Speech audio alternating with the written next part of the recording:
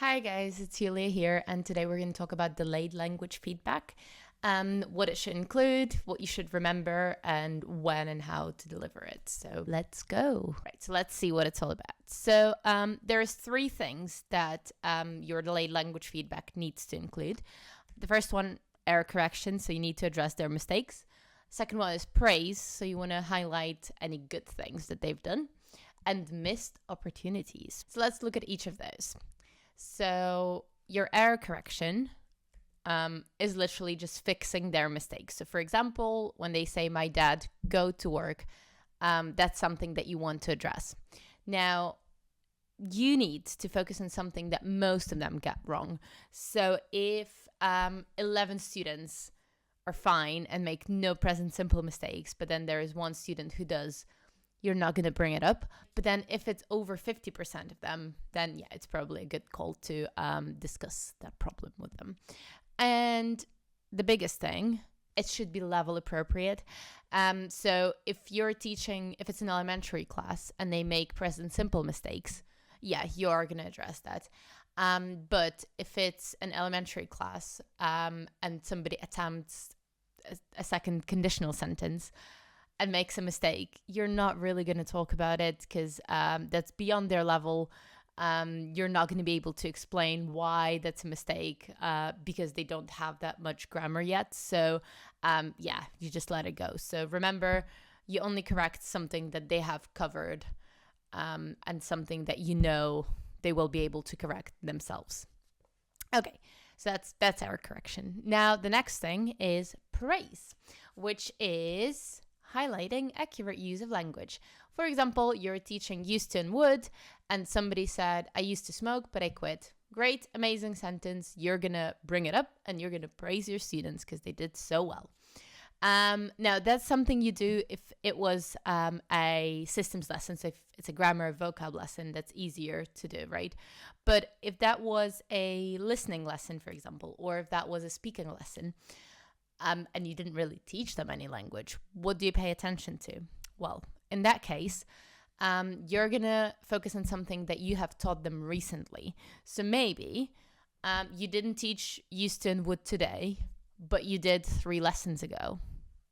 You're going to mention it. If you hear somebody using it correctly and accurately, you're going to bring it up. Because again, it's going to boost their confidence. It's going to give them that confirmation. And then your classroom is their safe space where they can manipulate the language and experiment with it. So just giving them an extra confirmation never hurts, really. And you want to reward them being ambitious with language. It doesn't necessarily have to be about target language. So maybe somebody brings a good idiom, or somebody uses a good adjective, a good verb, a good collocation. Don't ignore it. Show them that you notice. Show them that they're doing really well. And the last element of a good language feedback, delayed language feedback, is missed opportunities. This is when they avoid using your target language. So for example, you're teaching them present continuous future arrangements, and then for your practice, it didn't come up. They just used will, and they said, I will go to York, and not I'm going to York. It's not error correction because it's not a mistake. That's a perfectly fine sentence on its own. But they avoided your target language. So they missed that chance to use it. So that's something that you're going to address. Now, the higher level, the more things to address you will have. Because at lower levels, if you think about it, we're teaching them quite a limited number of grammar points and quite limited vocabulary that's essential for them to get their point across. But then the higher they go, the more ways of saying either the same things or very similar things they have. So they will stick to their favorite structures and they will stick to the grammar that they know well. So even if they can do something on paper, they might not actually use it in their speaking or writing. And that's what you want to address. Because again, you want to keep pushing them and you want them to take the language and make it their own and start using it, basically. So yeah. Like I said, You want to keep pushing them, and you want them to keep upgrading their language. My students are probably at this point very tired of me asking them to give me 5 synonyms for every single word they produce. But that's when I'm reading their writings, they're able to avoid repetition, for example. So there is a reason behind it, and they will appreciate it. Some key points to remember in terms of your delayed language feedback. So first of all, it's essential, it's a must, if it's a systems lesson, which is grammar, vocab, functions, or if it's a productive skill lesson, so like you're speaking or writing. So if they're producing something at the end of the lesson, there has to be some feedback. Not the end of the world if it doesn't happen in a reading lesson or a listening lesson, although I tend to do it still, because there will be some emergent language. You will have a chance to address something that you've covered earlier, but again, not the end of the world. It's not going to defeat the purpose of the lesson. It's not going to ruin your lesson aim. But if it's systems or productive skills, it must be there. You should spend at least 5 minutes doing this. Make sure it's like a good substantial stage of its own, where you correct their mistakes, you praise them, you ask them to upgrade their language. All the 3 elements have to be there. And if you don't have those 5 minutes, that's fine. Just don't do it. Keep your notes. Don't get rid of them. Don't throw them away. And then next lesson, just start with it. Be like, oh, well, you know what? I have a couple of things I want to discuss with you. Something you said on Thursday. Let's have a look. Not the end of the world. You can also assign it as homework. So you can maybe write it on the board. They take a picture. They think about it at home. And then you discuss it next time you see them. But don't rush it. Don't make it a 30-second stage, because that's what's the point? No one's going to learn anything. The things you can cover are meaning and use, form, pronunciation, and spelling. And I feel like us as teachers, myself included, we tend to obsess over form. But then things like pronunciation, for example, we might kind of ignore it a little bit. But do not do that. Make sure you give them some variety. Make sure you include all of those. I mean, if it's appropriate. But don't only focus on form. Think about other elements as well.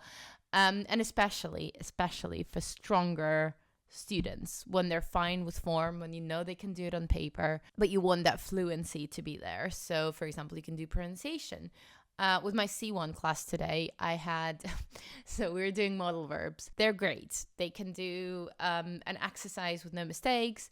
They use it in speaking, so it's a dream class. But then no contractions were happening. Must have, should have, could have, all those. They were not happening. So that's why I addressed in feedback. And that's what should be happening. Ask, don't tell. So you are not going to correct their mistakes. You are not going to tell them how to upgrade stuff. You're going to ask them how to do it. So you're going to point out the mistake and be like, there's a problem there. How do we fix it? You can also just show them a sentence and be like, do we like this sentence? Yes, no. If it's something level appropriate, they should be able to fix it. You might have to paraphrase your questions. So maybe you elicit something and they don't give you the answer straight away. That's fine. Don't answer your own question still. Paraphrase the question, simplify it, give them an example maybe. Like you want to steer them in the right direction, but you want to hear the answer from them, because that's what will tell you whether they understand what you want from them or not, whether they can fix the mistake or not. So yeah, right. Now, it's not always at the end of the lesson. You could have it after whatever production stage, really. So you could have it after your lead in. You could have it after you're semi-controlled. If maybe they were just checking in pairs and somebody said something, you don't have to wait until the end of the lesson to address that, or to mention that, or to highlight that. So just do it when it's appropriate. You can have as many language feedback stages as you want and as your students need. And recycle if possible. Try not to just mention something once and then never ever speak about it again. If it's something that you heard, like a good idiom, a good phrasal verb, include it in your revision maybe. Include it in your embedded in the next text that you produce for them. Embed it in your next lead-in questions, but make sure that if you decide to address it, then you think it's useful. And if it's useful, you want them to remember it, but they're not going to be able to remember it if they only see it once. So you kind of want to reinforce that. That's delayed language feedback for you. So thank you for watching this, as always. That's my LinkedIn, that's my Instagram. Subscribe, follow me, add me, and I'll see you around. Bye.